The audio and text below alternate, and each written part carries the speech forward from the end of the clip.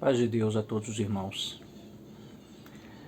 Hoje nós vamos falar sobre predestinados e eleitos. Vamos falar sobre a predestinação e a eleição na Bíblia. Antes de expor os textos, quero dar uma introdução para os irmãos de como é estudado, de como é interpretado a predestinação e a eleição pelos cristãos, pelos evangélicos, pelos reformados de hoje. Então existem duas linhas teológicas que são as mais aceitas e as mais estudadas e as mais ensinadas no meio cristão, que é a linha segundo o pensamento de Calvino e uma linha teológica segundo o pensamento de Armínio, tá, irmãos? Então, Calvino, ele interpretou a eleição e a predestinação da seguinte forma. A sua teologia diz assim que Deus elegeu pessoas para serem salvas, independente do que a pessoa faz ou deixa de fazer. Quando a pessoa nasce, Deus já elege ela, ou ela vai ser salva ou ela vai se perder, né? E o problema dessa interpretação é que se Deus escolhe pessoas para serem salvas, automaticamente ele também escolhe pessoas para irem para o inferno, para o lago de fogo, tá, irmãos? Então, se Deus não te elege antes da fundação do mundo, né? Se você não é um eleito, então automaticamente você foi escolhido para ir para o lago de fogo, para ir para o inferno. Tá? Então, já no começo existe um problema aí, né? Porque nós chamamos de dupla predestinação. Os calvinistas, eles não gostam que digam isso, porque eles não dizem isso. Eles dizem apenas que pessoas foram eleitas para a salvação, né? Mas eles não dizem que existe implicitamente essa dupla predestinação, porque automaticamente quem não foi eleito para a salvação foi eleito para a perdição. Tá? Então a doutrina calvinista, eu vou só resumir, tá, irmãos? Bem resumido mesmo, um pouco sobre o calvinismo e um pouco sobre o arminianismo, para nós entendermos quais são as linhas teológicas mais aceitas, né, no meio cristão. Então o calvinismo, ele diz assim que Deus escolheu pessoas para a salvação. Deus predestinou elas, elegeu elas, né? E essas pessoas que foram escolhidas, nem que elas queiram, elas se perdem, tá? Mesmo se elas não quiserem ser salvas, elas serão salvas, porque Deus controla tudo. Então o pensamento de Calvino é que Deus, para ele ser soberano, como diz a Bíblia que ele é soberano, ele tem que controlar todas as ações dos homens. Eles dizem que se Deus não controla, se o homem tem livre-arbítrio, então Deus não é soberano sobre todas as coisas. Então eles usam esse termo de soberania dessa forma equivocada. Eles dizem se Deus não controlar todas as ações dos homens, então Deus não é soberano. Então na teologia calvinista, Deus controla tudo. Deus controla até o falar, até o que você está pensando. Na verdade, Deus já determinou que você fizesse isso, né? Antes da fundação do mundo, Deus já escreveu a sua história, escreveu um roteiro e você vai seguir esse roteiro. E tudo que você fizer foi Deus que determinou que você faça. Tá bom, irmãos? E até mesmo as pessoas que pecam, as pessoas que matam, as pessoas que abusam de crianças, foi Deus que determinou que elas fizessem isso. E no fim, Deus vai julgar elas e condenar elas por esses pecados que o próprio Deus determinou que elas fizessem. Deus vai julgar elas por esses pecados, vai condená-las ao lago de fogo e enxofre. E mesmo assim, Deus fazendo isso, eles dizem que Deus é justo, porque na Bíblia diz que Deus é justo, então Deus é justo, né? Então eles dizem que mesmo Deus agindo assim, ele ainda é justo, é amoroso, né? É longânimo. Então, esse é o problema do calvinismo, tá, irmãos? Essa interpretação de que nós somos marionetes Então Deus já elegeu uns para salvar, e ele vai fazer com que esses façam obras boas, e vai salvar esses, e Deus já escolheu uns para a perdição, e Deus vai fazer com que eles pequem, né, e no fim vai julgá-los ainda por esses pecados. Tá, irmãos? Outra coisa também que eles dizem, né, é que nós não temos livre-arbítrio porque o pecado que está em nós sempre vai nos afastar de Deus. Nós nunca vamos escolher a Deus. Nós nunca vamos escolher servir a Deus. Então, o pecado, ele tirou o nosso livre-arbítrio, né? Segundo alguns deles dizem, não é todos, tá, irmãos? Então, até mesmo entre eles tem divergências, até mesmo dentro do calvinismo tem divergências, né, sobre essa teoria. Mas, na maioria deles acreditam assim, que o homem, ele é totalmente depravado, ele nunca vai escolher a Deus. Tá? Então eles dizem assim, então todos estavam indo para a morte e Deus veio e escolheu salvar alguns, né? Elegeu alguns, então isso não é injusto da parte de Deus, porque todos iam morrer, né? E Deus vai salvar alguns, isso não é injustiça, tá, irmãos? Mas, aí quando é perguntado assim, mas e Adão e Eva que não tinham pecado, por que eles escolheram desobedecer? Aí eles dizem assim, é porque alguns, tá, irmãos? Alguns calvinistas dizem isso, outros não dizem. Alguns calvinistas dizem que Deus determinou que Adão e Eva pecassem. Então eles não tinham pecado, eles não tinham essa coisa que puxava eles para a desobediência, então Deus determina que eles pequem, para que o pecado entre em todos os homens. Tá, irmãos? Então, nós não conseguimos escolher a Deus porque o pecado nos impede, porque nós somos totalmente corrompidos, né? E no fim Deus vai nos julgar por isso, se nós não, porque nós não escolhemos a Ele, tá? E no fim, aqueles que Ele não elegeu para salvar vão ser julgados pelo pecado, mas é o pecado que Deus determinou que entrasse em Adão e Eva. Os irmãos estão entendendo? Então, existe uma contradição muito grande dentro desse pensamento, né? Então, parte deles pensa assim, Deus determinou, eles dizem assim, Deus determinou que Adão e Eva pecassem. Então, o pecado, automaticamente, o pecado que está em toda a humanidade é culpa de Deus. Deus pôs o pecado no homem. Então, se Deus escolher apenas alguns para salvar, é injustiça sim, porque é Deus que fez isso. É Deus que nos fez ser pecadores, segundo a teologia dos calvinistas, tá, irmãos? Então, se Deus pôs o pecado em nós e agora nós estamos morrendo por causa do pecado, e Deus escolher salvar apenas alguns, é injustiça. Então, eles não podem dizer que não é injustiça. Mas agora outros dizem assim que não foi Deus que colocou o pecado em Adão e Eva, que Adão e Eva tinham livre-arbítrio. Eles tinham livre-arbítrio e eles escolheram pecar. E depois o pecado tirou o nosso livre-arbítrio. Mas então, irmãos, cai em contradição, porque se Adão e Eva tinham livre-arbítrio, então naquele tempo Deus não era soberano. Né? Porque eles dizem que se Deus não controlar todas as ações, ele não é soberano. Então naquele tempo, no tempo de Adão e Eva, Deus não era soberano. Existia um tempo em que Deus não era soberano. Isso dentro da linha do calvinismo, tá bom, irmãos? Então, o calvinismo é uma linha que eu não gosto mesmo. É uma linha que apresenta um Deus injusto, né? Um Deus que não ama a todos. Eles dizem assim que Jesus ele não morreu por todos, morreu apenas pelos eleitos, pelos escolhidos, que é esses que Deus escolheu salvar.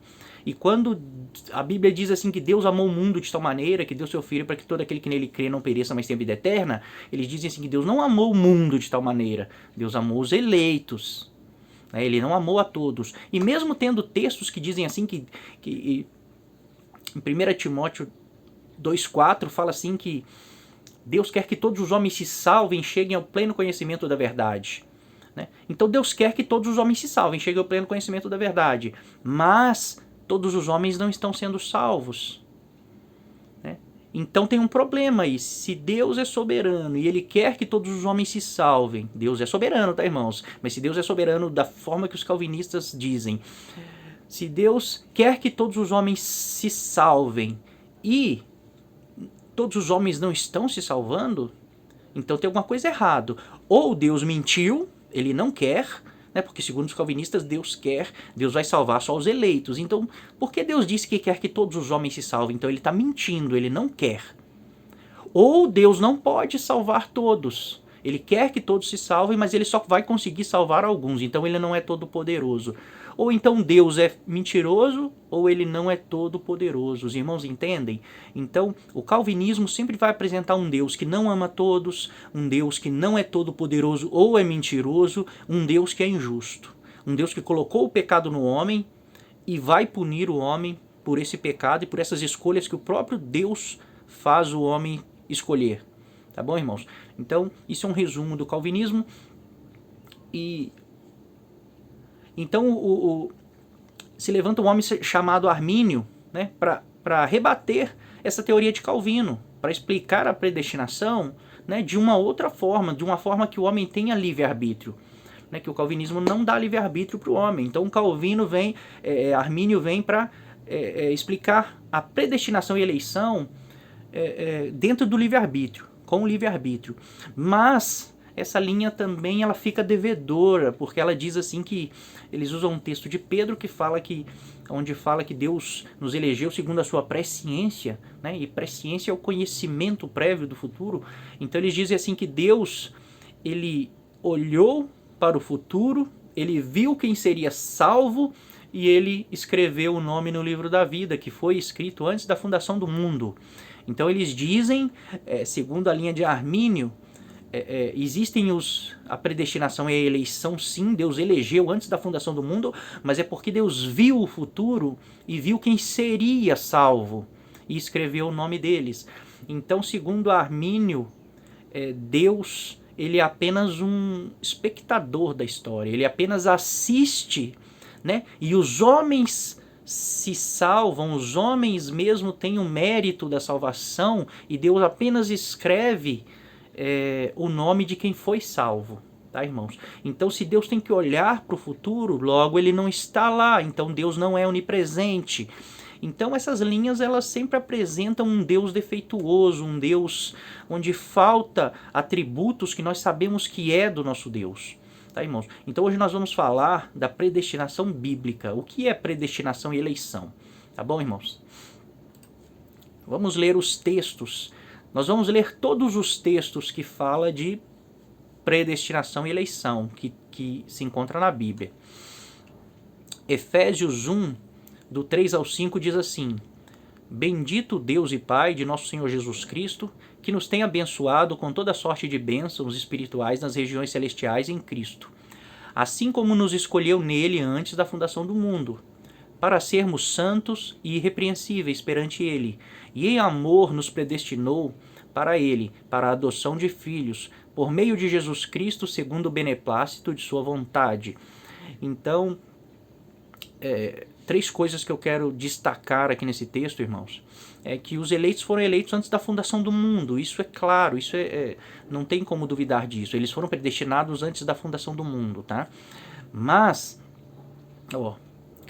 assim como nos escolheu nele, em Cristo, né?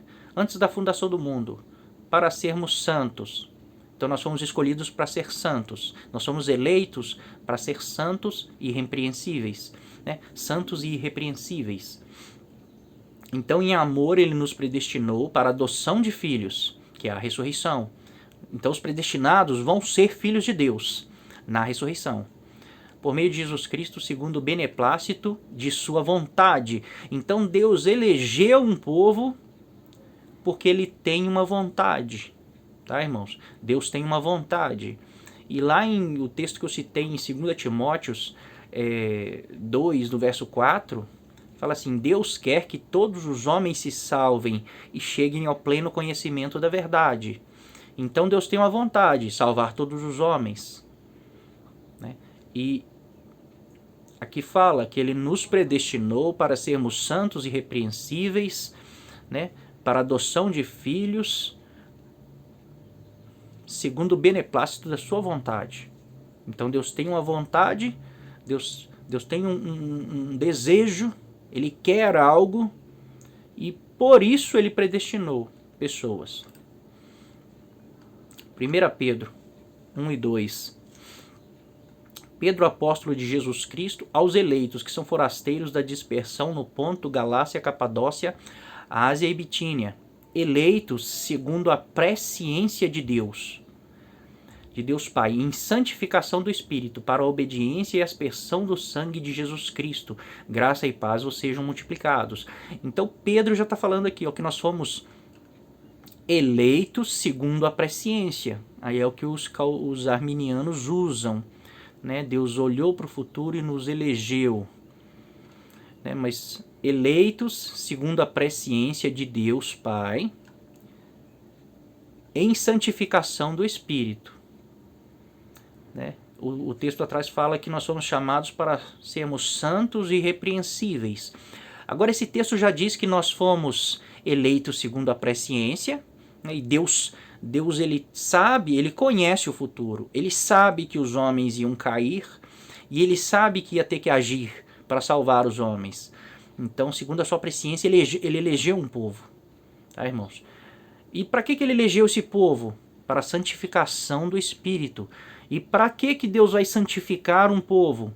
Para a obediência. Tá, irmãos? Então nós fomos eleitos para a obediência. Então Deus nos elegeu e nos santificou através do seu Espírito para a obediência e a aspersão do sangue de Jesus Cristo. 2 Timóteo 1,9 diz assim, que nos salvou e nos chamou com santa vocação, não segundo as nossas obras, mas conforme a sua própria determinação e graça que nos foi dada em Cristo Jesus, antes dos tempos eternos. Então, antes dos tempos eternos, né, ele nos salvou, ele nos elegeu, ele nos chamou com santa vocação, para sermos santos, com santa vocação, não segundo as obras, as nossas obras, mas conforme a sua própria determinação. Então ele não escolheu um povo segundo o que esse povo faz, o que esse povo pode fazer. Ele escolheu um povo segundo a determinação dele. Ele tem um plano e ele escolheu pessoas que vão executar esse desejo, esse plano que Deus tem. Essas pessoas foram santificadas para uma vocação. A igreja tem uma vocação, tá, irmãos? Efésios 4:11 diz assim: e ele mesmo concedeu uns para apóstolos, outros para profetas, outros para evangelistas e outros para pastores e mestres, com vista ao aperfeiçoamento dos santos, para o desempenho do seu serviço, para a edificação do corpo de Cristo, até que todos cheguemos à unidade da fé e do pleno conhecimento do Filho de Deus, à perfeita varonilidade, à medida da estatura da plenitude de Cristo. Então, Deus elegeu um povo, né, santificou esse povo e separou alguns dentro do corpo de Cristo com esses dons, né, apóstolos, profetas, pastores, evangelistas, mestres. E qual é o fim disso? Com vista ao aperfeiçoamento dos santos para o desempenho do seu serviço. Então a igreja ela tem que crescer espiritualmente porque ela tem uma missão, tá, irmãos? Para a edificação do corpo de Cristo até que todos cheguemos à unidade da fé do pleno conhecimento do Filho de Deus, a perfeita varonilidade, a medida da estatura da plenitude de Cristo. Então nós temos que chegar à medida da estatura de um varão perfeito, a plenitude de Cristo. Tá, irmãos? Então o aperfeiçoamento é para que nós cheguemos à plenitude de Cristo, sejamos semelhantes ao Filho de Deus, porque nós temos um serviço a fazer. Tá? Então nós estamos sendo aperfeiçoados e para isso o Espírito Santo deu dons dentro do corpo, né? E esses dons são para o aperfeiçoamento, para o desempenho do serviço, para o desempenho da vocação da igreja. 2 Pedro 1, 10 e 11 diz assim: por isso, irmãos, procurai com diligência cada vez maior confirmar a vossa vocação e eleição. Porquanto procedendo assim não tropeçareis em tempo algum, pois desta maneira é que vos será amplamente suprida a entrada no reino eterno de nosso Senhor e Salvador Jesus Cristo. Então, irmãos, a igreja tem uma vocação e eleição. A eleição é para uma vocação, tá bom?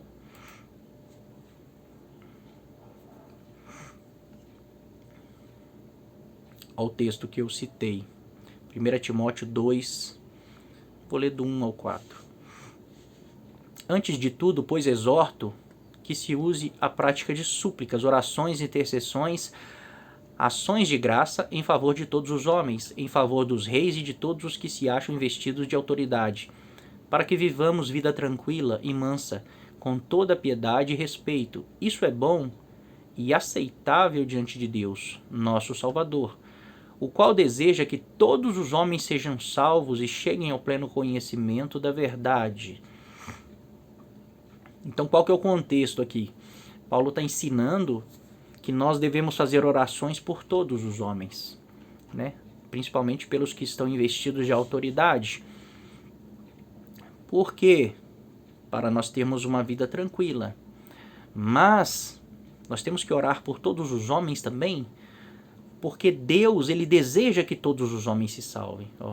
E isso é bom e aceitável diante de Deus, nosso Salvador, o qual deseja que todos os homens sejam salvos e cheguem ao pleno conhecimento da verdade. Então, esse é o desejo de Deus, que todos os homens sejam salvos. E para fazer isso, ele elege um povo, ele elege uma igreja. Tá, irmãos? Os irmãos já vão entender o que eu estou dizendo. Então, a eleição não é para salvação, irmãos. A predestinação não é para salvação. A predestinação e eleição é para uma vocação. Deus chama um povo, Deus escolhe a dedo essas pessoas e ele leva até Cristo. Essas pessoas têm uma vocação e elas em Cristo vão crescer e se tornar, chegar à plenitude de Cristo, a estatura de varão perfeito, para exercer a sua função, a sua vocação. Acho que tem mais textos aqui, deixa eu ver. Efésios 2:10. Pois somos feitura dele, criados em Cristo Jesus para boas obras, as quais Deus de antemão preparou para que andássemos nelas. Né? Esse é o plano de Deus. Ele preparou obras para os eleitos executarem, obras para eles fazerem. Deus tem um plano, né? E Deus está pondo esse plano em ação. Mas para pôr esse plano em ação, o homem é pecador. E realmente o pecado nos afasta de Deus. O pecado nos leva a fortalecer a nossa carne, a querer fazer as coisas da carne. Tá, irmãos? Então Deus elege um povo para santificar esse povo, para poder derramar o seu espírito sobre este povo, sobre os eleitos, para que eles tenham condição de fazer a obra para que a igreja foi chamada. Porque sem o Espírito de Deus, né, nós sempre tenderíamos para a carne, para os nossos desejos. Né? Mas com o Espírito de Deus em nós, agora nós temos força para lutar contra a carne. 2 Coríntios 3,18 diz assim: E todos nós, com o rosto desvendado, contemplando como por espelho a glória do Senhor, somos transformados de glória em glória na sua própria imagem, como pelo Senhor o Espírito, né? Como pelo Espírito do Senhor. Então todos nós que fomos chamados, né, que fomos justificados, agora nós estamos sendo transformados de glória em glória. Né? É um processo de glória em glória na sua própria imagem. A imagem de quem? A imagem de Cristo. Então nós estamos sendo transformados na imagem de Cristo pelo Espírito do Senhor. Por quê? Porque nós temos que chegar à plenitude, à estatura de um varão perfeito. E quando a Bíblia diz perfeito, um varão perfeito, é um homem adulto. É quando uma criança, né, ela é bebê, é criança, é adolescente, então ela chega na sua plenitude de varão perfeito, quando ela atinge a maturidade. Então, perfeição na Bíblia não é a perfeição que nós conhecemos e usamos, né, uma pessoa que não erra. Perfeição na Bíblia é chegar, né, na maturidade, um homem espiritual. Então esse é o objetivo, né? Esse é o plano, chamar um povo, chamar a igreja, colocar o Espírito nela, para que eles sejam transformados e cheguem à imagem de Jesus Cristo. Nós somos chamados para sermos a imagem de Jesus, para sermos semelhantes a Jesus, para que Deus possa, através da igreja,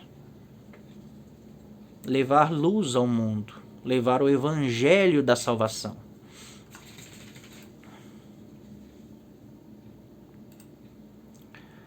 Então, em nenhum desses textos que nós lemos, os irmãos podem perceber, em nenhum dos textos é dito que a igreja foi eleita ou predestinada para a salvação. Os textos sempre dizem predestinados para um propósito que Deus tem, chamados para uma santa vocação, eleitos segundo a presciência de Deus para um propósito que Deus tem. Tá, irmãos? Então, predestinação e eleição não é para salvação. É para ser igreja, tá? Lá em Apocalipse 5, irmãos, diz assim que o Cordeiro comprou com o seu sangue para Deus homens de todas as tribos, nações e línguas e os constituiu reis e sacerdotes, e eles reinarão sobre a terra. Esses são os eleitos que foram comprados pelo sangue de Jesus. São reis e sacerdotes que vão reinar com Cristo. É para isso que é a eleição e a predestinação, chamar reis e sacerdotes, tá? E quem estiver vendo esse estudo, que não viu os outros, não vai entender o que eu estou dizendo. Então volta lá no primeiro vídeo, que é o estudo do reino, o reino dos céus. Então vocês vão entender isso, né? Existe um reino prometido para nós. Não tem como entender predestinação e eleição, irmãos, sem entender o reino. É por isso que Calvino, Armínio e muitos outros pregadores e teólogos, eles não entendem predestinação e eleição, porque eles não entendem o reino de Deus. Eles não entendem o reino dos céus que virá sobre a terra. Sem entender isso, não tem como entender, porque quando nós entendemos o reino dos céus, nós entendemos que a igreja não foi chamada para salvação somente. A igreja foi eleita para reinar com Cristo. Lógico que a igreja será salva. Lógico que os reis sacerdotes serão salvos. Mas eles foram chamados por um propósito muito maior, que é reinar com Cristo sobre as nações. Tá, irmãos? Mas, lá em Apocalipse 20, quando nós vemos que Deus vai fazer um grande julgamento sobre todas as pessoas, depois que Cristo ressuscitar a sua igreja, né, já reinar com ela 1000 anos sobre a terra. Então, depois disso, Deus vai ressuscitar toda a humanidade e vai fazer um julgamento universal. E Deus vai julgar todos segundo as suas obras. Isso está na Bíblia, Apocalipse 20, os irmãos podem ler lá. Pode pegar do 19, ler o 19, 20, 21, 22, os irmãos vão ver. Então, no fim, Deus vai salvar pessoas que não são igreja. Deus vai salvar muitas pessoas, né? Porque para ter um reino, tem que ter um rei, tem que ter um governo, tem que ter um povo e tem que ter um local, né? Então, o rei é Jesus, o governo é a igreja, o povo é esse povo que vai ser salvo, que vão ser julgados pelas suas obras, são os justos. Quando diz assim a Bíblia que os justos herdarão a terra, está falando dessas pessoas, e tem que ter um local, né? E esse local é a terra, o local do reino é a terra. E na eternidade uma nova terra que o Senhor vai fazer. Então, quando nós entendemos o reino, nós entendemos que Cristo veio chamar um povo e com o sangue dele ele comprou homens para serem reis e sacerdotes, tá, irmãos? Mas depois as pessoas vão ressuscitar e vão ser julgados pelas suas obras, e muitos serão salvos. Esse é o povo do reino, tá? Esse é o povo de Deus. Os eleitos serão o governo do reino, serão os filhos de Deus, tá? Vejam, quem não está entendendo, assiste o estudo Reino dos Céus.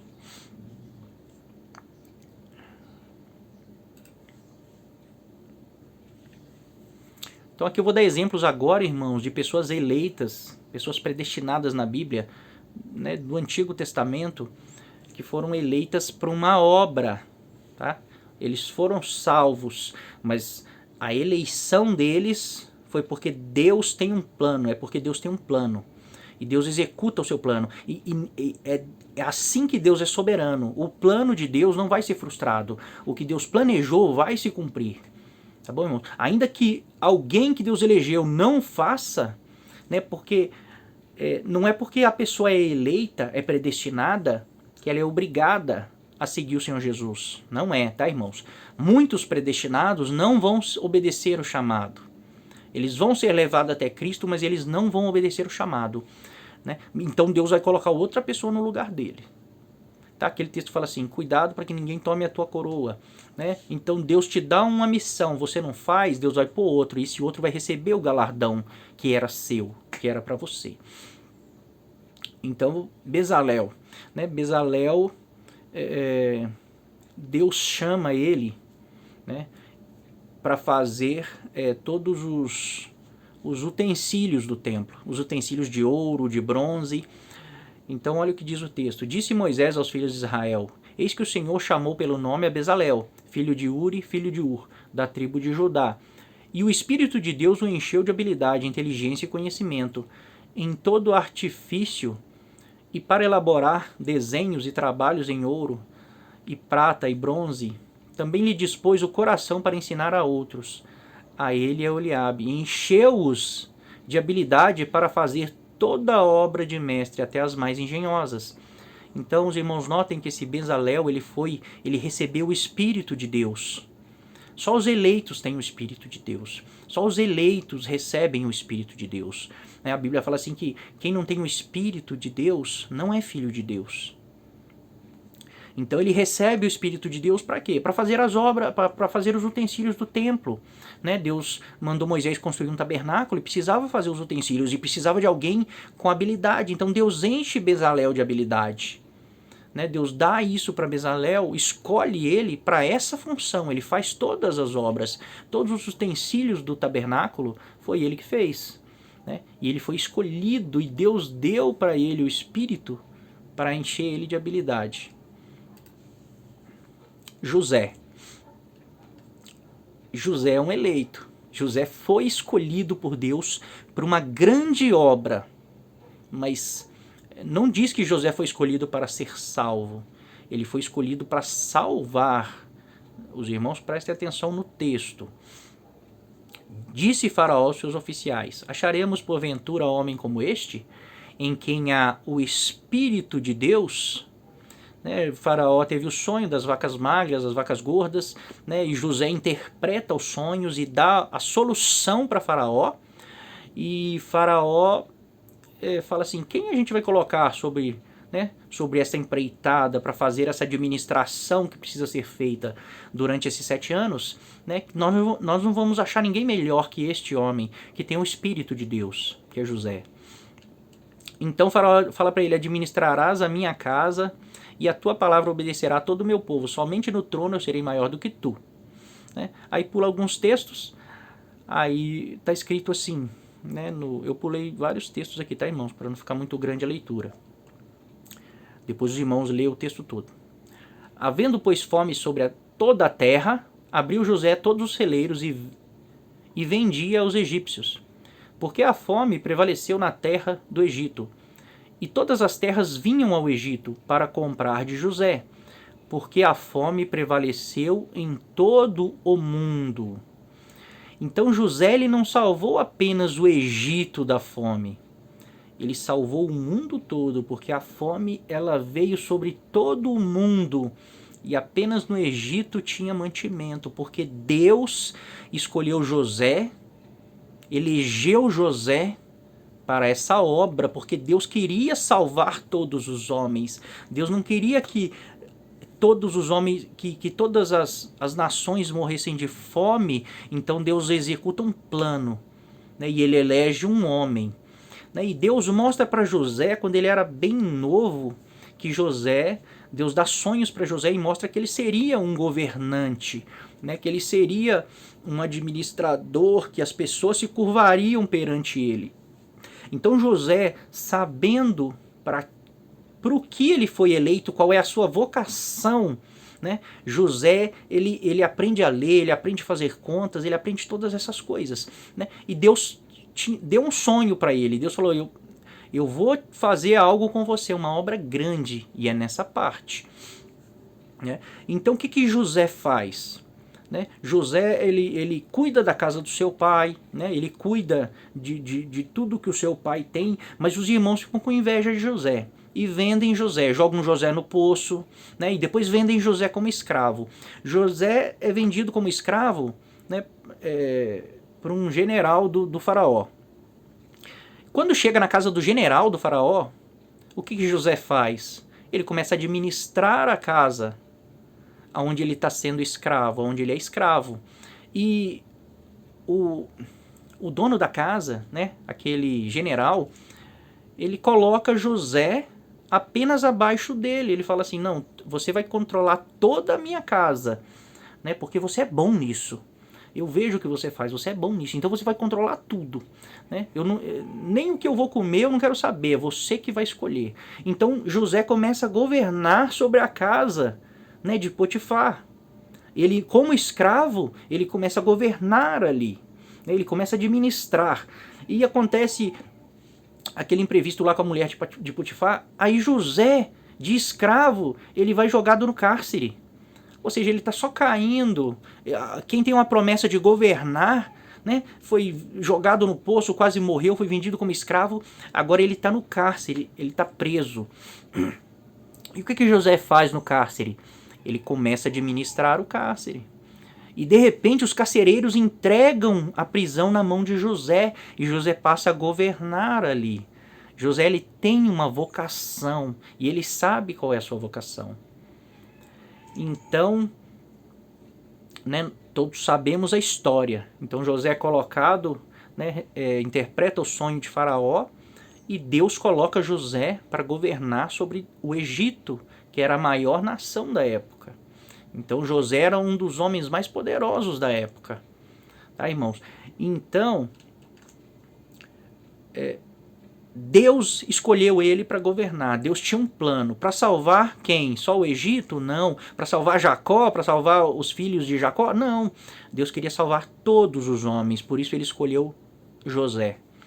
E Deus foi treinando José. Deus pôs desejo de José aprender a ler, aprender a fazer contas. Né? José treinou governando na casa de Potifar, treinou governando no cárcere, até chegar aonde Deus queria que ele fosse, aonde Deus elegeu e predestinou ele para estar. Então, irmãos, predestinação e eleição é isso. Nós somos predestinados porque Deus tem um plano. Deus tem um plano para salvar todos os homens. E para isso ele predestinou alguns. Tá? Então isso não é injusto. Tá? Essa predestinação, ela não é injusta. Tá? Eu vou mostrar para vocês, quando chegar na parte de Davi, mas vamos falar de Esther. Esther está escrito assim, então Mardoqueu ordenou que se respondesse a Esther, não imagines que estando na casa do rei escaparás, só tu entre todos os judeus. Pois se de tudo te calares agora, de outra parte se levantará socorro e livramento para os judeus. Mas tu e a casa de teu pai perecereis. Quem sabe se não foste elevada a rainha para tal tempo como este? Então Mardoqueu, o tio de Esther, está falando para Esther assim que ela tinha que interceder pelo povo. Que Deus colocou ela lá como rainha para esse momento, né, para essa cilada que foi armada para o povo judeu, e todo o povo judeu, né, foi feito um decreto que o povo judeu podia ser exterminado. Então Mardoqueu fala assim: Esther, quem sabe você não foi colocada aí para clamar agora, para interceder agora pelo povo, né? Mas ele fala assim: mas se você se calar, de outro lugar se levantará o socorro. Né? O que o Mardoqueu está querendo dizer? Esther foi eleita e predestinada sim para estar ali. Deus colocou ela ali exatamente para esse momento, né? Mas Mardoqueu, ele sabe, se você não se levantar, não se dispor, Deus vai levantar, o socorro vai vir de outro lugar, mas Deus vai socorrer o seu povo, né? E Davi, a história de Davi e Golias, né?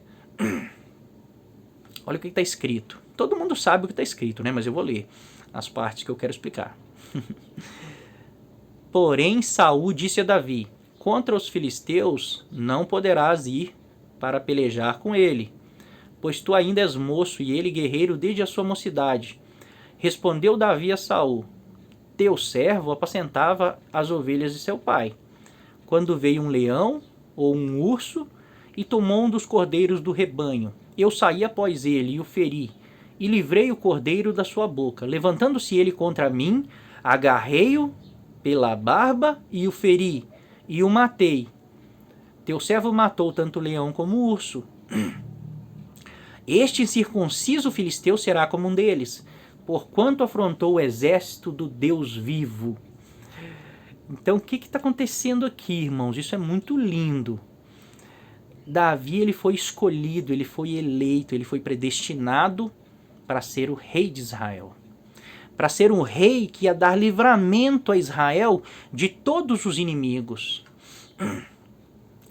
Mas, né, Deus manda Samuel ungir Davi, Deus rejeita Saul, e quando Deus rejeita Saul, Deus fala para Saul assim: o reino vai ser passado de você, eu vou tirar o reino da tua mão e vou colocar outro rei no teu lugar. Um rei melhor que você.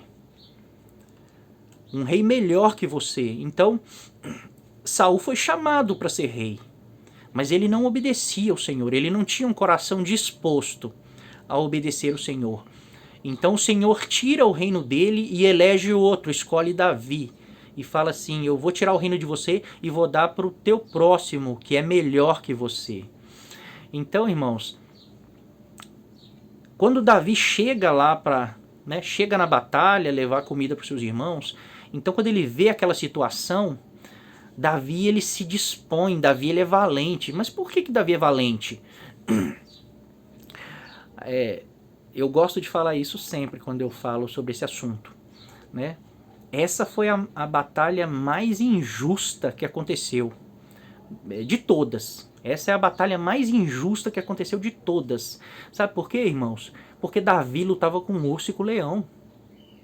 O que é um homem, por mais que seja gigante, perto da força de um leão e da força de um urso? E diz aqui que Davi, por causa de uma ovelha, ele matou tanto o leão com as suas próprias mãos, pegou pela barba e matou tanto o leão como o urso. Então essa é a luta mais injusta que aconteceu, é essa.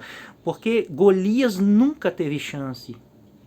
Golias nunca teve chance, porque Deus preparou Davi para esse momento. Porque aqui começaria sua ascensão ao reino.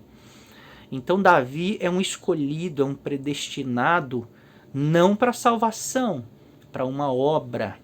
E através de Davi, o exército de Israel, através do comando de Davi, o exército de Israel, ele consegue derrotar todos os inimigos. E por muito tempo, a nação de Israel teve paz, né? Não na época de Davi, mas na época de Salomão. Davi derrota todos os inimigos. Então, quando Salomão herda o reino, né, Salomão tem um reino de paz. O reinado de Salomão foi o reinado mais próspero de Israel. Israel se tornou grande na terra. porque Deus usou de Davi, né, para vencer todos os inimigos. Então Davi, ele foi eleito rei, ele foi escolhido para reinar. Né? E é injusto isso? Não é, porque só um pode reinar numa nação. Né? Só podia um ser escolhido para reinar, então Deus escolhe Davi. Mas através dessa eleição que Deus fez, todo o povo de Israel foi abençoado, todo o povo de Israel teve paz, né? Teve prosperidade. Então a eleição, ela funciona assim. Deus vai escolher alguns porque ele tem uma obra para fazer. E para que a igreja é eleita? Para ser luz do mundo, para ser sal da terra. Tá, irmãos? Então, Davi foi um predestinado porque Deus tinha uma obra. Mas os 37 valentes de Davi, Deus não elegeu apenas Davi. Né? Deus, para garantir que Davi ia vencer as batalhas, olha o que diz esse texto. 2 Samuel 23, 8, depois do 10 ao 18. São estes os nomes dos valentes de Davi: Josebede, Basabede, o principal de 3. Este brandiu a sua lança contra 800 e os feriu de uma vez. Depois dele, Eleazar, entre os 3 valentes que estavam com Davi, levantou e feriu os filisteus até lhe cansar a mão e ficar apegada à espada. Naquele dia o Senhor efetuou grande livramento. Também Abissai era cabeça de 30 e alçou a sua lança contra 300 e os feriu. E tinha nome entre os primeiros 3. Em 1 Crônicas 11 e 10 está escrito assim: são estes os principais valentes de Davi, que o apoiaram valorosamente no seu reino, com todo Israel, para o fazerem rei, segundo a palavra do Senhor no tocante a esse povo. Então, irmãos, Deus elege Davi como rei, mas ele elege também soldados valentes que vão ir na batalha com Davi e garantir a vitória. Então, esses são eleitos. E quando nós vemos aqui falando que um deles com uma lança, de um só golpe, ele mata 800 soldados, isso não é natural, irmãos. Isso é sobrenatural. Isso é o Espírito de Deus que estava nesses homens. Porque eles eram eleitos, eles eram predestinados para elevar o reino de Israel, para que vencer os inimigos, para ajudar Davi no seu trono. Então todos esses irmãos, se os irmãos leem o texto é bem maior, fala de vários outros que matavam leão com as mãos, que matavam gigantes, homens valentes, né? Um aqui, ele sozinho venceu o exército dos filisteus e ele lutou tanto que a espada grudou na sua mão. Né? Então são pessoas que foram cheias do Espírito de Deus para uma obra, não para a salvação.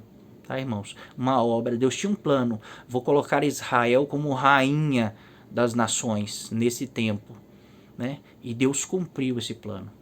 Mas aqui tem uma questão, né? Davi, ele era um eleito predestinado para ser rei, mas e se Davi chegasse lá na batalha diante do gigante, quando ele foi levar comida para os seus irmãos, e ele não se dispusesse a lutar contra o gigante, né? O plano de Deus seria frustrado? Né? É como Mardoqueu disse para Esther: se você não se levantar em defesa do povo, o socorro vai vir de outro lugar. Então, irmão, nós vemos aqui que tem pelo menos mais 37 pessoas com o Espírito de Deus que poderiam vencer aquele gigante. Né? E todos esses aqui provavelmente eram meninos também da mesma idade de Davi quando Davi foi no campo.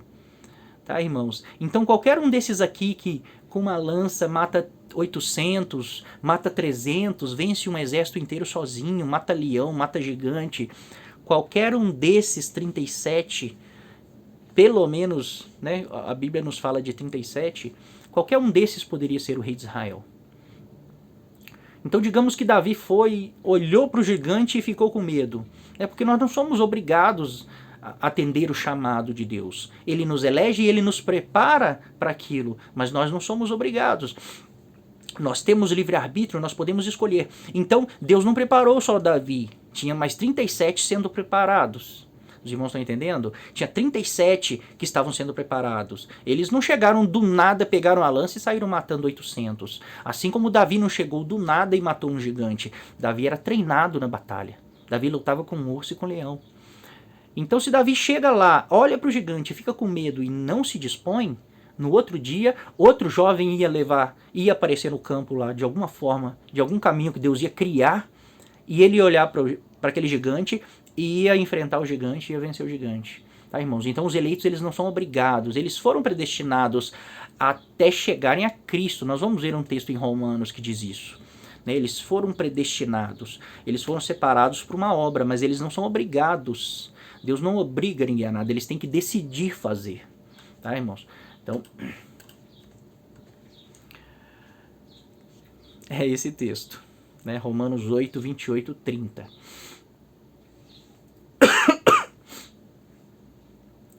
O texto diz assim: sabemos que todas as coisas cooperam para o bem daqueles que amam a Deus, daqueles que são chamados segundo o seu propósito. Então, Paulo está falando, todas as coisas cooperam para o bem daqueles que amam a Deus e foram chamados segundo o seu propósito. Eles não foram chamados para ser salvos, eles foram chamados porque Deus tem um propósito.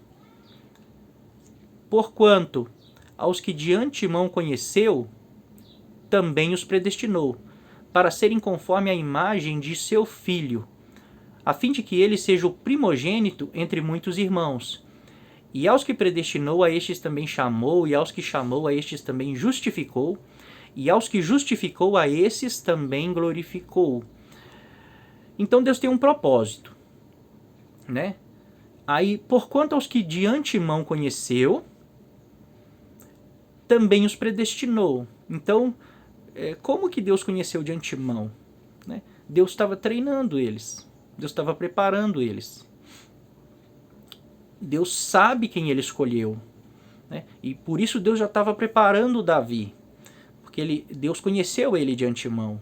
E Deus estava treinando ele. Então, os que de antemão conheceu, também os predestinou, para serem conforme a imagem de seu Filho. Então a predestinação é para quê? Para salvação? Não, é um propósito que Deus tem. Então nós somos predestinados para sermos conforme a imagem de seu Filho, a fim de que ele seja o primogênito entre muitos irmãos. Então Cristo é o primeiro de vários. Cristo é o primogênito de muitos irmãos. Então, por isso que nós fomos chamados para sermos filhos de Deus. Assim como Cristo é o primogênito, é o Filho de Deus, nós somos chamados para sermos filhos de Deus, para sermos igual ao Senhor Jesus. Né? E se somos filhos de Deus, nós vamos fazer a obra de Deus, cumprir esse propósito que Ele tem. Tá, irmãos? E aos que predestinou, a estes também chamou. Então Deus predestinou. E chega uma hora que Deus chama, ou seja, os predestinados, eles vão chegar até Cristo. Né? Eles vão chegar até o propósito que Deus tem para eles, então eles vão ser chamados, eles não vão ser obrigados. Né? Então, os predestinados são chamados. E aos que chamou, a estes também justificou. Aqui está implícito que aos que chamou e atenderam o chamado, tá, irmãos? Né? Nem todos vão atender. Muitos são chamados, poucos são escolhidos. Né? Então, e aos que chamou, que atenderam o chamado, e aos que chamou, a estes também justificou. Né? A morte de Cristo foi para nos justificar. Para quê? Para que nós pudéssemos receber o Espírito Santo, porque a partir do momento que Cristo nos justificou, nós nos tornamos justos. Né? E se nós somos justos, Ele também nos santificou, então nós podemos receber o Espírito que é santo. Então Ele tirou todo o pecado de nós, então nós nos tornamos santos, justos. Então agora Deus pode derramar do Espírito que é santo em nós. Tá? E aos que justificou, a estes também glorificou. Então esse glorificou aqui é na ressurreição, tá, irmãos? É quando de fato seremos filhos de Deus. Somos filhos de Deus por fé, mas na glorificação né, seremos de fato filhos de Deus consumado. Então, nós somos predestinados para nos crescermos espiritualmente, nos tornarmos como Jesus, um varão perfeito, porque Deus tem um propósito. E todas as coisas vão cooperar para esses eleitos que amam a Deus, que foram chamados segundo o seu propósito. É o mesmo exemplo de José. Deus moveu tudo para que José fosse um ótimo administrador. Deu dons para ele, né? Deus moveu tudo para que Davi fosse um ótimo rei, um ótimo guerreiro, para que Davi não tivesse medo, né? Então, é isso que o texto está dizendo. O texto não está dizendo que tudo que você for fazer vai dar certo, que tudo vai colaborar para você ser feliz, para você ter um melhor emprego, a melhor esposa. Não é isso que o texto está dizendo. O texto está dizendo que Deus vai fazer que tudo coopere para que você se torne o que Ele precisa, o que Ele quer que você se torne, para cumprir o propósito que Ele tem, que é de salvar todos os homens. E em seguida desse texto, né, logo abaixo desse texto, na continuação desse texto, vem o cântico de vitória, que geralmente nós interpretamos errado. Então Paulo diz assim: que diremos, pois, à vista dessas coisas? Que coisas? O que ele estava falando acima: predestinação, né? Um propósito que Deus tem. Todas as coisas cooperam para o bem daqueles que amam a Deus e foram chamados segundo o seu propósito. Então, que diremos, pois, à vista destas coisas que eu acabei de dizer? Se Deus é por nós, quem será contra nós? Né? Se Deus está trabalhando na sua vida, para você atingir o propósito, o plano que Deus tem, quem vai ser contra? Né? Aquele que não poupou seu próprio filho, antes por todos nós entregou o filho, né, para comprar com seu sangue eleitos, aqueles que o Senhor predestinou, aqueles que atenderem o chamado para executarem, né, a obra que Deus tem. Porventura não nos dará graciosamente com ele todas as coisas? Quem tentará acusação contra os eleitos de Deus? É Deus que os justifica. Quem os condenará? É Cristo quem morreu ou antes ressuscitou, o qual está à direita de Deus e também intercede por nós. Quem nos separará do amor de Cristo? Será a tribulação, ou a angústia, ou a perseguição, ou fome, ou nudez, ou perigo, ou espada? Como está escrito: por amor de ti somos entregues à morte o dia todo. Fomos considerados como ovelhas para o matadouro. Em todas essas coisas, porém, somos mais que vencedores, por meio daquele que nos amou. Porque eu estou bem certo de que nem a morte, nem a vida, nem os anjos, nem os principados, nem as coisas do presente, nem do porvir, nem os poderes, nem a altura, nem a profundidade, nem qualquer outra criatura poderá separar-nos do amor de Deus que está em Cristo Jesus nosso Senhor. Então, Paulo diz aqui, né? Quem nos separará do amor de Cristo? Tribulação, angústia, perseguição, fome, nudez, perigo, espada. Né? Como está escrito, nós somos entregues à morte o dia todo. Né? Fomos considerados como ovelhas. Aí ele diz assim: em todas essas coisas, porém, somos mais que vencedores. Em que nós somos mais que vencedores, irmãos? Tribulação, angústia, perseguição, fome, nudez, perigo, espada. Em todas essas coisas somos mais que vencedores. Por quê? Porque está escrito, né, que por amor de ti, por amor de Cristo, nós somos entregues à morte o dia todo. Fomos considerados como ovelhas para o matadouro. Então o texto está dizendo aqui: se precisar morrer a espada, eu vou morrer, e eu venci, porque eu amo a Cristo. Eu dou a minha vida por Ele, assim como Ele deu a vida por mim, agora eu vivo por Ele. A minha vida pertence a Ele. né? O apóstolo Tiago, ele nem teve a chance de exercer seu ministério. E ele era um eleito, um predestinado. Mas ele foi eleito para ser Marte. Ele foi eleito para morrer. Né? Herodes mandou matar ele no comecinho do seu ministério. E prendeu Pedro, né? Para matar Pedro também. Fazer um show com Pedro diante do povo. Mas o anjo livrou Pedro.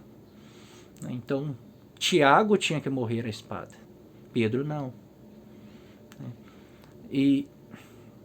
Então Tiago morreu à espada e ele foi mais que vencedor, porque ele atingiu o propósito que Deus tinha para ele, né, de ser um mártir.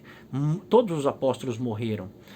Só João que morreu de velhice. O resto dos apóstolos todos foram executados, todos se tornaram mártires. Né? Então, mesmo Tiago sendo morto à espada, Pedro ele vai preso.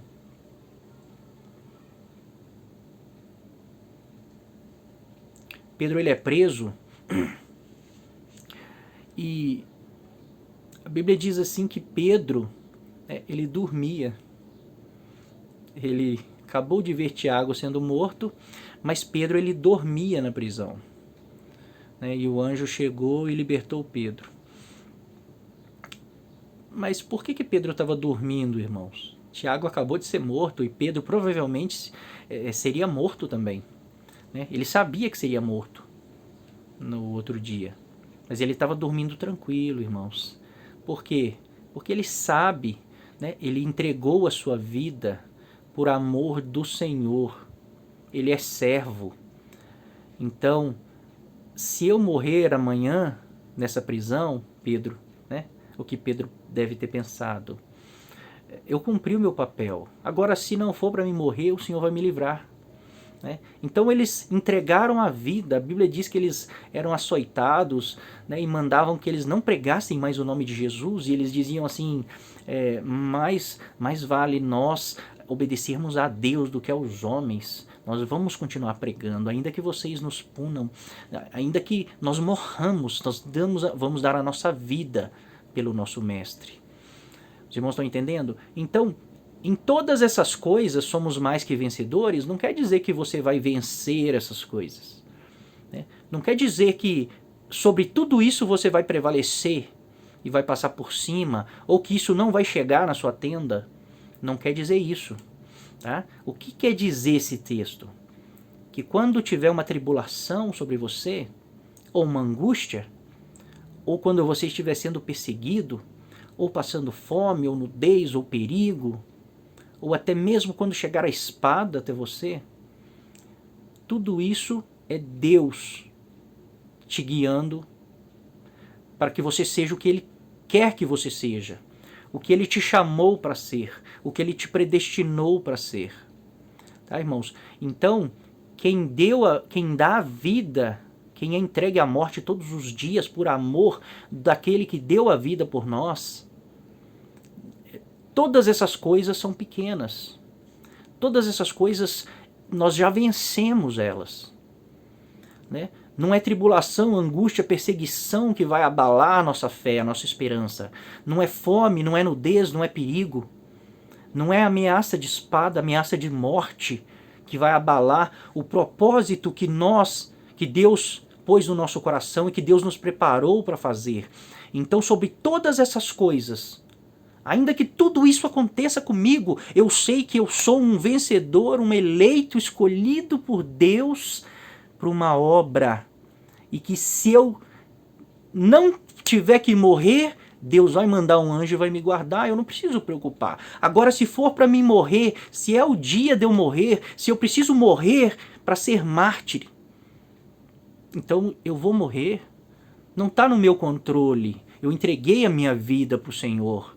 Então, qualquer coisa que estiver acontecendo na vida do eleito, ele sabe que todas as coisas cooperam para o bem daqueles que amam a Deus e foram chamados segundo o seu propósito. Então, se você conhece o seu propósito, se a igreja entender o propósito que ela tem, né, a igreja vai parar de buscar palavra, né? Ir na igreja, pedir Deus libertação, livramento, pedir Deus carro, casa, pedir Deus esposa, né? Nós vamos começar a ir na igreja para adorar a Deus e pedir para Deus revelar cada vez mais o nosso propósito, para iluminar o nosso caminho, para que nós possamos cumprir a nossa vocação.